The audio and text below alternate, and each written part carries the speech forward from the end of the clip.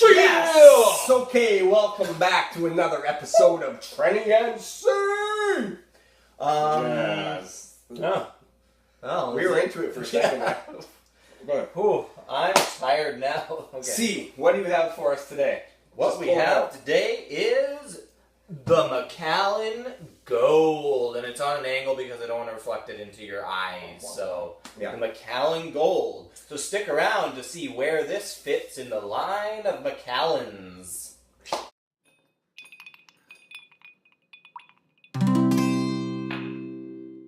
Trenny and C, drinking whiskey, describing all the flavors for you and me.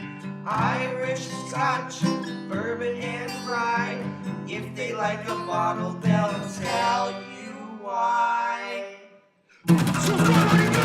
Okay, we got the Macallan Gold. Watch the angle. The Macallan Gold. It's in.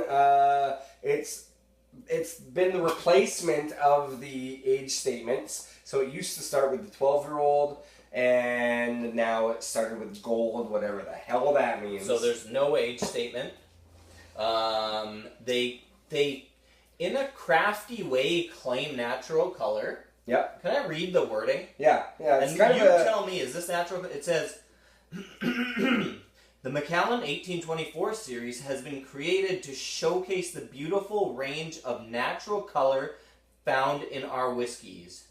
So it's not saying that this is specifically natural color. It's just saying there is natural color found in our whiskeys. Well, there's natural color found in every whiskey. So they have based their no age statement whiskeys on the fact, or based it on color. So an escalating.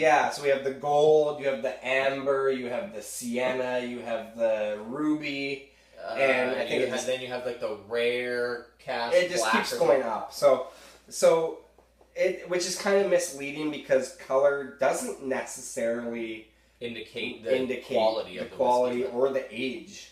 Yeah. Because you could have a cask that's charred way heavily, like an alligator char type of cask that is actually only maybe 8 years old, and it looks way darker than something like this that may be 10 years old. They also don't mention anything about non-chill filtration either. Yeah, so and it's floaty free.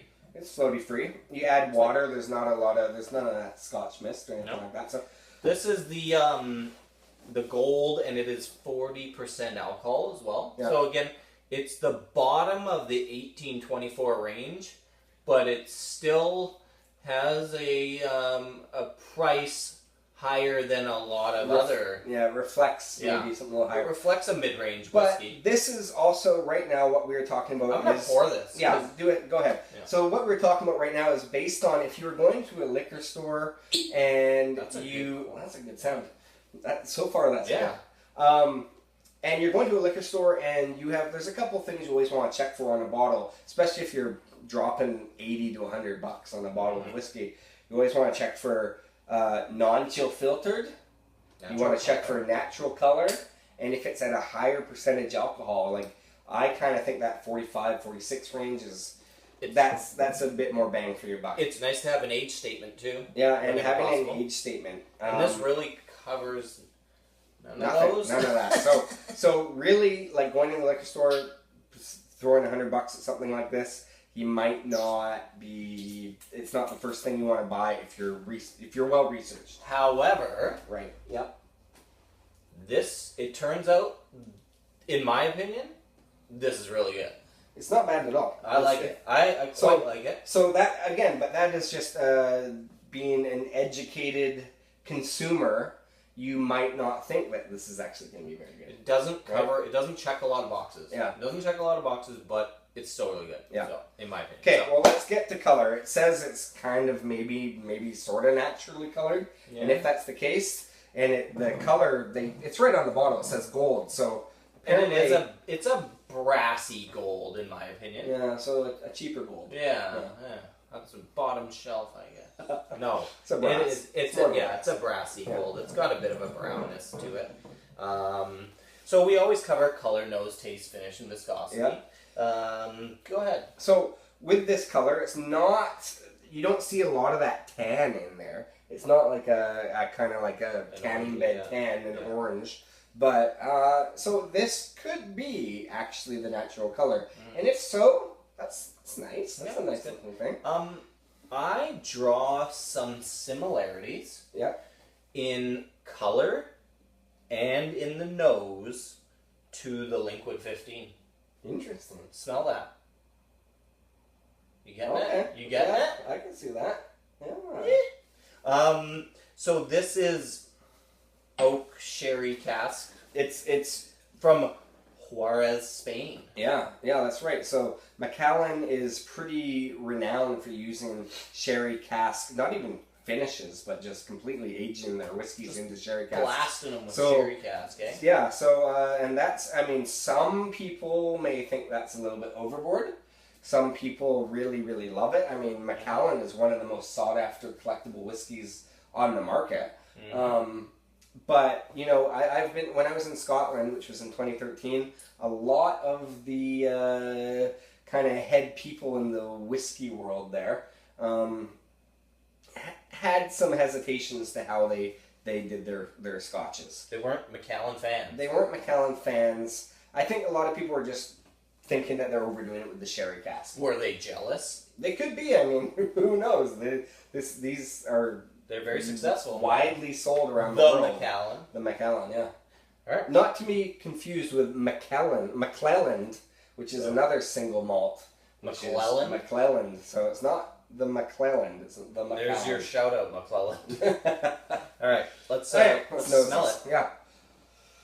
And it does have, so I'm going to go back to what I said about the Liquid 15. Yeah. And the reason that I get the similarity, it's a bit mossy and musty. Yeah, just like it that. definitely has that. Just like the Liquid 15 was.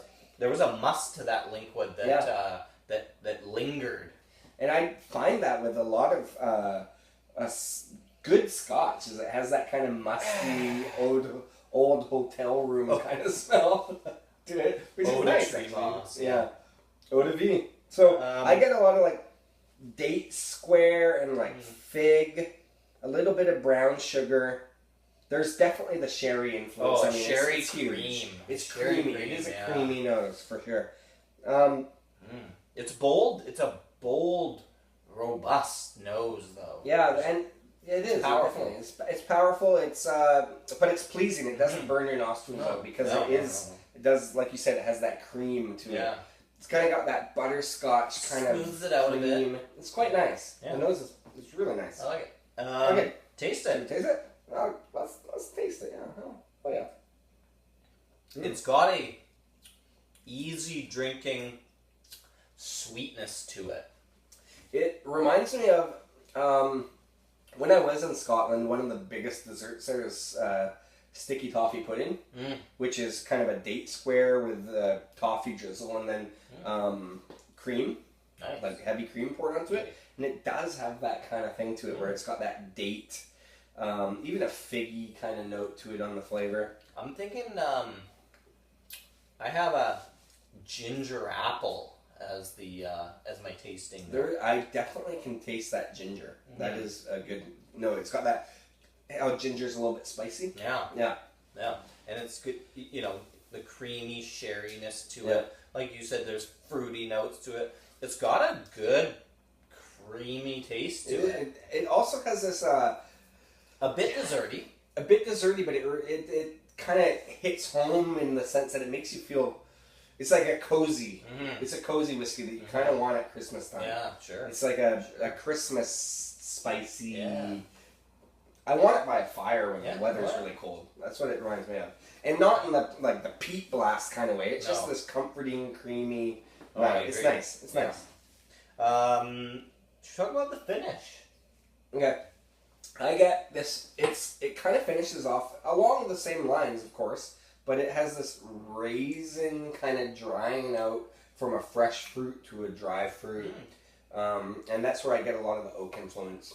I put this is where I get a malty sweetness to it. It's malty on the end, and that's very true. The malt is actually quite big in this one. And we didn't really touch on that very much, did we? No, so it is quite malty. But that's probably where that mossy mustiness comes from too, a bit. Yeah, and it's interesting, like some of the casks used nowadays from Spain. They cure the casks with sulfur. So sometimes you get a bottle that's been tainted a little bit with sulfur, and this one hasn't been, so it's kind of nice that way. Throw a little water in here. Yeah. You want some? I'll try it. So, viscosity. Yeah. Whoa. The water kind of made it punchy. Yeah, punchy as in A little punch you in the spicy. face, A little spicy. Viscosity. It's a bit of a thicker one. It's slightly sticky in my opinion. Yeah. Well, like I said with that It's sticky big toffee time pudding, length. it's got that sticky kind of, it is a Texture. syrupy. Yeah. Yep. It's very leggy. Yeah. It's very clingy to the glass. The water, like I said, just gave it a little bit of a blast there. What's it doing for the flavor? You notice anything? Rounding it off a bit. Yeah. It's Definitely rounding it off.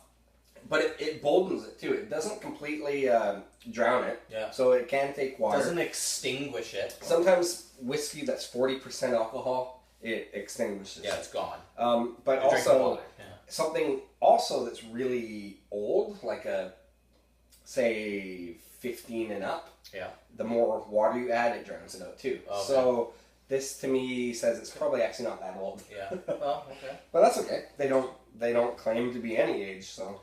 Tell us the numbers. Okay, let's get to it. I gave it a 26, which is pretty nice. Respectable. It's a good whiskey.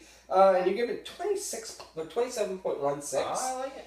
Which evens out to a 26.58. That's a nice score. Which is a nice score, and I mean, to be perfectly honest, that's a really good score for something that, at first glance at a liquor store, doesn't give the consumer any information that makes you necessarily want to pick up that bottle. I would like some batch numbers. I'd like some bottle numbers. I'd like some information. Like, oh, what's this on the inside there? I'd like a bloody age statement.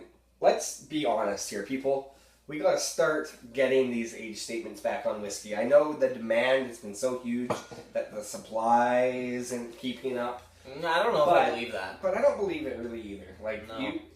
If that's the case, well then, I'm sorry, then the whiskey's just going to be a little bit rarer, and... There's so many damn distilleries now. And... They're making it all over the world. Yeah. There's a Scotch, yeah, okay, maybe, but... I don't know. There's a lot of whiskey out there. There is. I mean... I think that's an excuse that they're coming up with to mass market. Yeah. Not huge on the age statement, no age statement thing. Yeah. I like to know a little bit... It's just another detail in your... In consuming your whiskey, so.